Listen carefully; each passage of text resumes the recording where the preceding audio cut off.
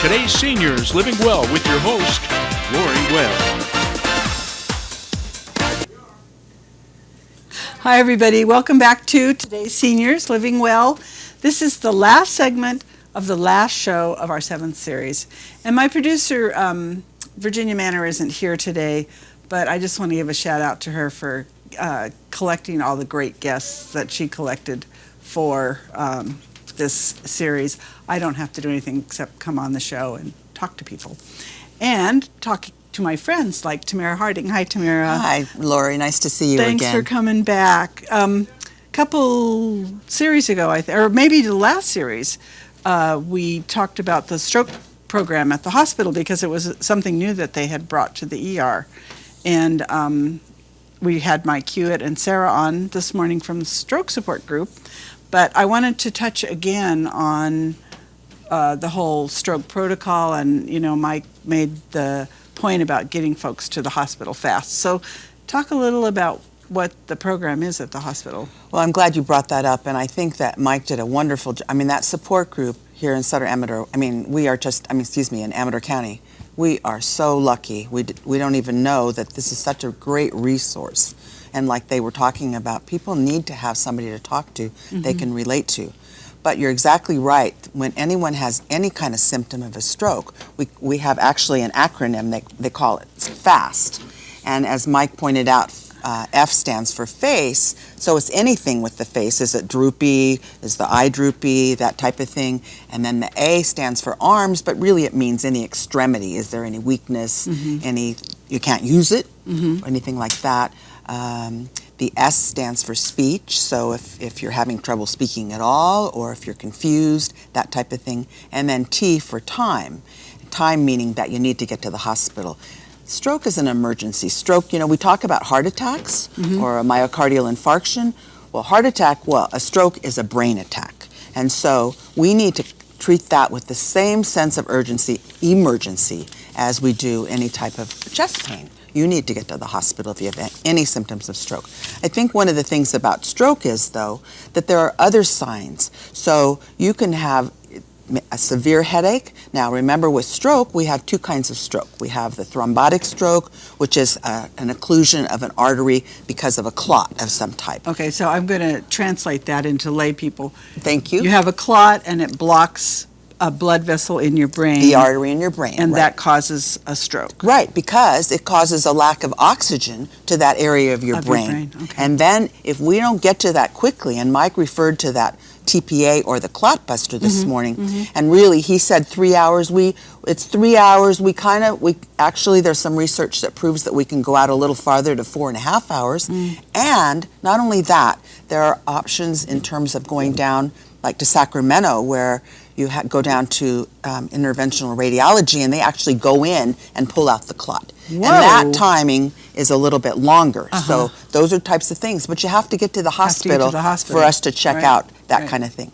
Then the other kind of stroke that gives you the worst headache of your life can be blood in your brain. It's called a hemorrhagic stroke. Those are less frequent, but they're very devastating. And who's at risk for that sort of thing? So anybody, I hate to say it, but in our county we have a high drug use, and so illegal drugs are we're not talking senior medication here. No, sorry.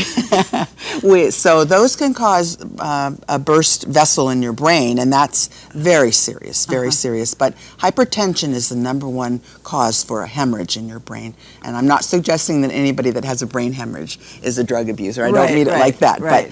But if you are someone who has untreated high blood pressure, then you really are at risk. Absolutely. Or you have it and you don't take your blood pressure medications.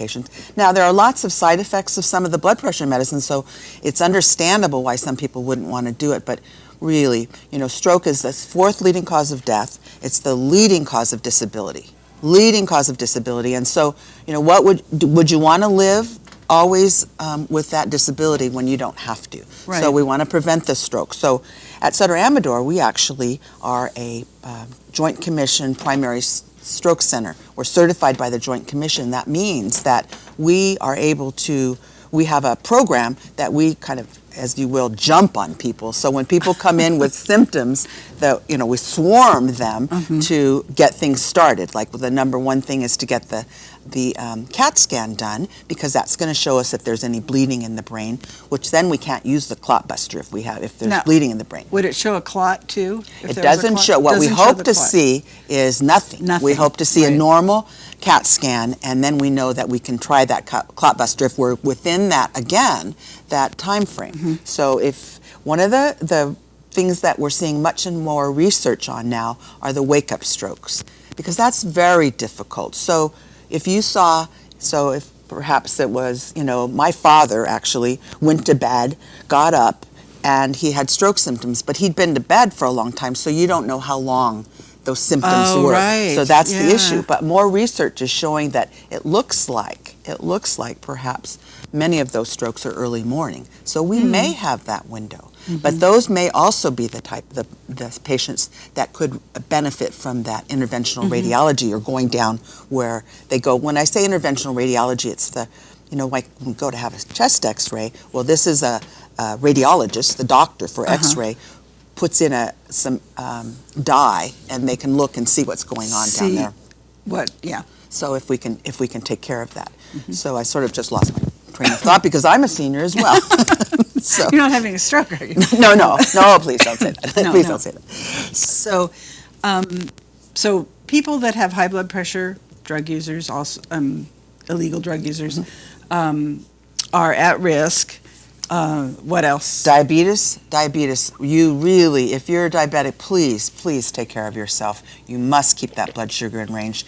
Diabetics have a high incidence of any type of complication. We know that already. Uncontrolled diabetics. Uncontrolled. Right. High cholesterol.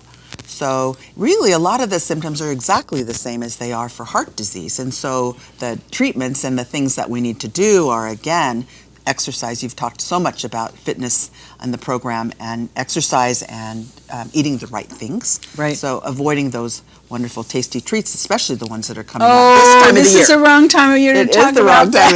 It is the wrong time of year. But moderation in all things, Moderation in all things. Yes. Another big risk factor for strokes is atrial fibrillation. Okay, so talk about what that is. So atrial fibrillation with our heart, it can be kind of a really rapid or irregular beat, and a lot of seniors have that, unfortunately. And I think there are lots of ads on television about different drugs that you can use for that. One of the major drugs, and the old-time drug that we've been using for a number of years, is Coumadin. And people have a lot of trouble with Coumadin because you have to have a lot of blood tests pretty frequently, that type of thing. But really, you want to control that. So with atrial fibrillation, it's like sometimes in the heart, there's just a little kind of settling of the blood, and then it thickens a little, and you get a little clot. It can get sent off, and it goes right to the brain. And those are pretty tragic, too. So that's another major risk factor. And the thing with being on prophylactic Coumadin these days is that the blood tests have gotten easier. We can do it with the finger stick now. That's true. And I saw on eBay that they're advertising people can buy those ProTime meters themselves. Oh my goodness, really? So I don't know. I don't think that's the best way to monitor it, though. I don't either. No. I don't either. You need to be under a medical. Absolutely. You want to be with your doctor. Right, exactly. So you brought a magazine you were going to talk to us about? I brought this magazine. It's called Stroke Smart, and actually you can get copies. The web address is www.strokesmart.org. Probably org. Yeah. Wonderful magazine. This morning, on the guest who was young, who had the stroke, on the cover of this magazine, you can see that this is a young woman. And I think that it's really important to see that long-term wise. I loved what Mike said about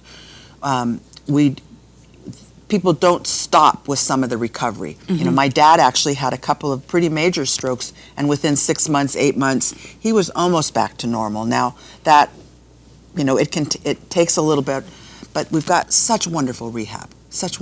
Yeah, there's a lot of good places for rehab, and absolutely, and a lot of inexpensive places that you can go exercise and get healthier again. Right. Be like Phil, 80 years old, riding his bike. Absolutely amazing, huh? If you have a stroke, does that predispose you for further strokes? Yes, or? it does. A Okay. previous stroke can do that. So you Okay. want to be paying attention, and that's really why we look at what are your specific risk factors. So you may not have all of those, but you might have one. Another major risk factor for stroke is smoking. I was Now, just going to say. smoking is so bad for everything, isn't it? It's really bad for our blood vessels. Really bad I mean, for our blood vessels. the one thing people can do, really, if they smoke, the biggest thing they can do is Stop. quit smoking. Stop. Right Stop. now. Right now. Right now. Yeah. Right now. Give themselves a Christmas present. Really. So I come to the emergency room because I'm having some vague stroke symptoms. I get my CAT scan, I get it, and it's determined that I have a stroke. That I have a clot. Does the TPN get given right there? It's TPA. We do TPA? actually. We give it right there, and our goal is to get it within 1 hour of you arriving in the emergency department. So by having that certification by Joint Commission, it means that we get our lab work drawn, we get the CAT scan, we get some other tests all before we try to get that done, so that we know what's going on. We give you that clot buster. It's a quick injection, and then it's an hour infusion, and then you go to the ICU for 24 hours at least to watch, and we've seen a lot of really good things happen. Not everybody, it doesn't hit instantly and Right. everybody gets well, but it long-term wise too. Right. 3 months later, they see that there's a lot more recovery. That's wonderful. Well, thank you for coming back. You're so welcome, And, Laurie. this is it, gang. I can't believe that the show is over. So all of you be healthy for the holiday season. Yes, we're having a lot of cholesterol-rich foods. Moderation in all things, and get some exercise. Be like Phil. Get out there every day and move, because those are the kinds of things that are going to, keep you happy and healthy. I want to thank all of the sponsors.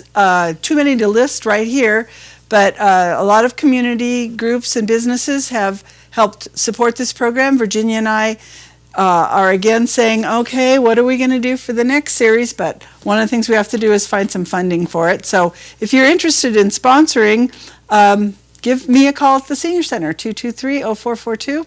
In the meantime, have a very Merry Christmas, Happy Hanukkah, Kwanzaa, whatever you're celebrating, solstice. See you next go-round. Thanks for watching TSPN's Today's Seniors Living Well with your host, Laurie Webb.